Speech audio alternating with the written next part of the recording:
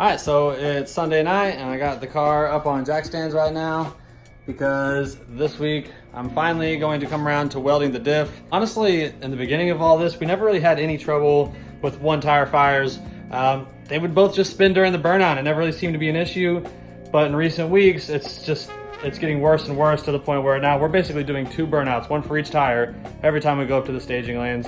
This week we're actually going to be pulling the cover off the diff. Tonight I'm just going to pull it apart, spray some brake cleaner up in it, let it drain. I'm not exactly sure what approach I'm going to take to sticking the gears together, but once we get in there we'll come up with a plan. I don't plan to pull the carrier out. I'm hoping to do it all in the car without pulling the axles or any of that.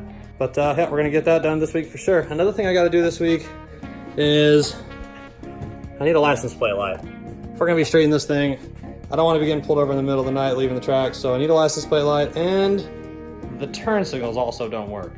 Neither do the high beams. I need a license plate bulb and need turn signals. So we want to just not attract any attention when we're out driving on the streets. And yeah, so those are things we're looking to address this week. All right, let's get started. So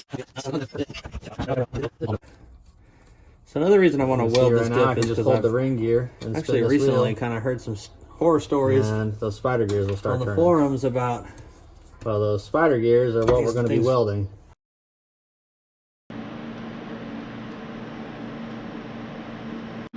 All right, so my first weld, all I did was weld in between the teeth.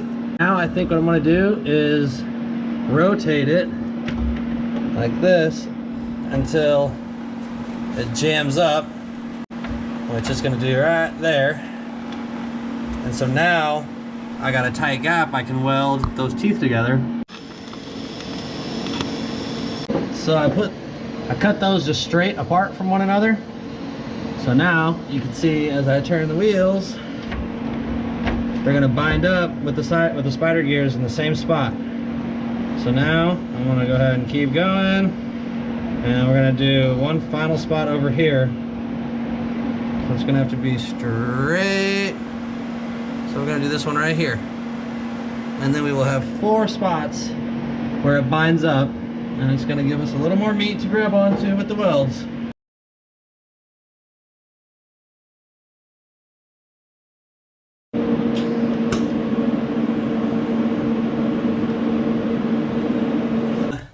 I don't think there's any freaking chance in hell of this thing ever going anywhere.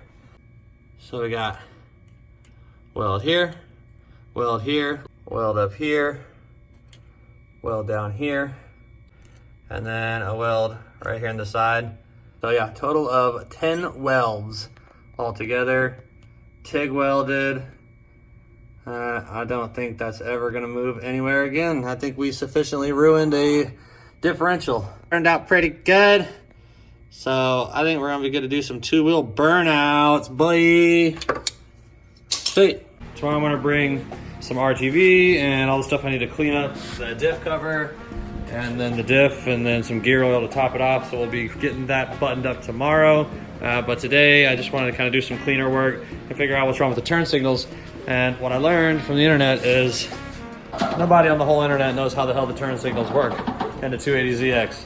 I've seen more different claims to the electrical setup, myself included. I have no clue. I can't find a good schematic. The only schematic I could find, none of the coloring or wire colors seems to be right, and you can barely make out what anything says anyway. So I just started kind of messing with it. Now, more often than not, when we have electrical problems in this car, it's something that we removed. What I figured out is that the hazard switch has a lot to do with how the turn signals work. So I'm more than confident that I removed the hazard switch with the little center area there because it's located next to the radio. Found this connector right here that has the same number of pins, but it's the male version of what I saw on the internet for the flasher switch. So without really having any clue at all, I figured out that that was the hazard switch, which plays an important role. So then I figured out which pins had power and ground, and I just started jumping power to the pins that were not power or ground. And actually on my first try, you see my paper clip I have here, just jumped that paper clip between those 2 pins and sent power to that circuit. And with that, I was able to turn on the ignition and get the turn signals working. Tomorrow, I'm going to pick up a couple of turn signal bulbs, put those lenses back on. The rear lights work too on both sides. So this is pretty dope. Even the indicators work. It's pretty cool. I really just got lucky to find that flasher switch connector 2 feet away from where it actually belongs, and jump those wires. So I'm kind of lucky, but I'll take luck over nothing. So a couple other little things I plan to address this week. The high beams don't work. It's actually it's stuck on high beams at all times. I had it where it was stuck on low beams actually before, and that was fine, but I'm like, it's dark, dude. These headlights kind of suck, and I drive down 380, which anyone who's familiar with North Texas knows in the middle of the night it's a nice dark road. And besides Sanger, where the track is really dark too.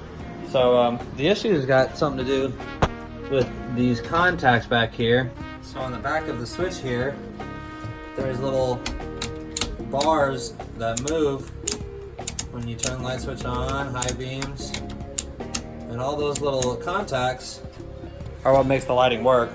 And the other thing that I need to fix this week that's way overdue for attention is get the battery secure. We have nothing holding down our battery.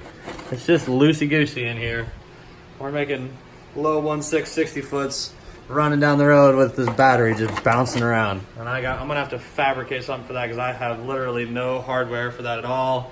Don't even know what used to go there. I'm not even sure what belongs there. But I gotta come up with something. It might be kind of janky, but we gotta have something there. If we're at the track and this thing goes upside down, God forbid, last thing we want is our terminals going up against the metal on the bottom side of the hood and just causing sparks in a situation where we might have fuel and stuff. And on that note, I went ahead and bought a fire extinguisher for the car too, just to keep in it, just in case such an occasion arises. So I think what I'm gonna do is just use some of this aluminum stripping I have. It's not super strong. In fact, it's pretty malleable, but I think I'm just gonna take a piece of that. I'm going to weld a 90 on the end of it, just a little tiny 90, and drill a hole through it. And I'm gonna put a riv nut in this location. Little 90 will come down, the strap will come over the top of the battery like this, and then go down where I'll have another hole and a riv nut to bolt it down. So then it'll just be 2 bolts, beep, beep, and those 2 bolts will allow me to just pull the battery out, but it'll hold it in place. So shouldn't be much to it.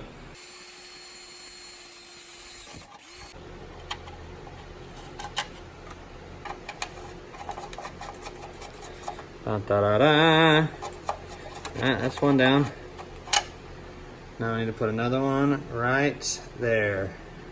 And so now I'm just basically just gonna do like a 90-degree aluminum piece. It's going to have a little turn up right here for a bolt to go through, and then another one down there. So real simple stuff here, nothing too scientific. Actually looks pretty dang good, just real simple.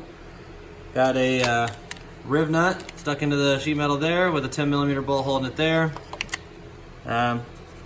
Welded here, I didn't want to bend it because I thought it would weaken it, so I welded there, welded the corner here, and welded that little tab down there. Again, I just riv nutted, put a riv nut right there.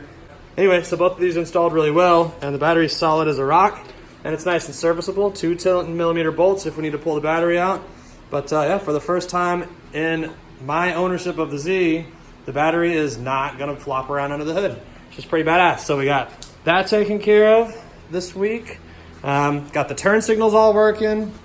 I got this license plate light installed. It's just stupid easy. I mean, most of these are pretty small accolades, but you know, making things happen, getting it good and street friendly. So we got a license plate light now. So all the lights are gonna work on the car. Not gonna go drive it. The differential's all back together. We got it full of fluid. It's totally welded up, and everything went really well there. And I think the only other thing I'm tackling this week is these fuel hoses back here. The fuel hoses that come off the bottom of the fuel cell have always been kind of janky because I really didn't understand AN fittings when I did this. And the fuel cell came with a 10 AN fitting here. So I had to, so I just kind of stretched this hose to fit over here because it's what I had, and it's the wrong size. It's not even a 5/8 hose, which belongs on an AN10 barb. And then I got this reducer that takes it down to 3/8. You can just see how like stretched out this is, and that one's just as bad on the back. The last thing I need is one of those busting when I'm driving down 380, making my long trek to work or to the track. So I am going to be cleaning up this mess too. All right, so I just got done putting the new fittings on the fuel cell. You can see the 10 AN goes to a it's got an adapter down to a 6 AN, and then to a -6 barb. So that all looks real good. This was not gonna last. I can't believe it lasted as well as it did, especially considering we're running an E85 through just regular rubber hose. But anyway, this is gonna be a little bit more reliable. It definitely looks a lot cleaner. That's gonna do for now. It's definitely gonna be an improvement. I didn't really get any video of any of that just because I feel like this whole video is just gonna be kind of dull, mundane little bullshit that I've just been doing to keep busy this week. And now there's rain in the forecast for tomorrow. It's Thursday night, so I doubt I'll even be racing this week. So fortunately, this might be kind of a snooze fest video, but just trying to stay busy and keep improving the car a little bit at a time. I hope you guys enjoy watching the progress as it comes along. Obviously, racing is a lot more fun than me building just little tinkery bullshit in my garage. But anyway, just so everybody knows that I'm still grinding, even when we're not racing. I'm always on the grind, trying to just make everything a little better. So it's Friday morning. I'm heading to work in the Z. We got a pretty high probability of rain today, but it looks like it's all going to be while I'm at work. So on the off chance that they might be racing tonight, I'm gonna go ahead and risk it and take the ride to work, because it looks like after 4 o'clock everything's gone and it's gonna be nice clear skies. So I hope I don't get rained on. I don't have any wiper blades. Cleaning up the track right now as we speak. So it's going down tonight, boy. What's new with the Z? We got welded diff. That's pretty much it. I think I got the boost control pretty well figured out. We're gonna tweak it a little bit, but definitely get some 2-tire burnouts. Should make some pretty good passes, running 15 PSI. Probably won't change that, but maybe mess with some timing and stuff. But it's gotta make it home. So there's not anyone here. Hopefully some people show up soon, but we're gonna drag some Mustangs and stuff and see if we can get home afterwards. The races were canceled. We ended up just going and hanging out and shooting some pool at a nearby bar, and just kind of hanging out for a little bit, kicking it, but we didn't get to make any passes. Drove the car around with the locked axle. It's kind of bindy around corners like I knew it was going to be, you know, pretty standard stuff. It did feel kind of funny at higher speeds, like on light curves too. I think the back end's just so light that you can still kind of feel it binding up a little bit. But anyway, no racing this week. Big bummer. Took it to work, hoping the best. Took it to the track, thinking it was going to be okay, but I think just it was clearing up at the track. It looked like it was going to be kind of clear and okay for the rest of the night, but nobody was there. So I think chances are they just called it because they weren't going to make any money, and so they didn't see the point of staying open. It was only us and a couple other cars there, so we just got refunded our tech card fee and everything, and we're going to try again next week. So here's hoping next week is nice and clear. The car is ready to race still. On my way back home, though, I was kind of playing with rolling two-step, just dropping it into second gear and just standing on the two-step at 35 and launching it from a roll, and that's a lot of fun. I'll drop a little bit of footage in here of that.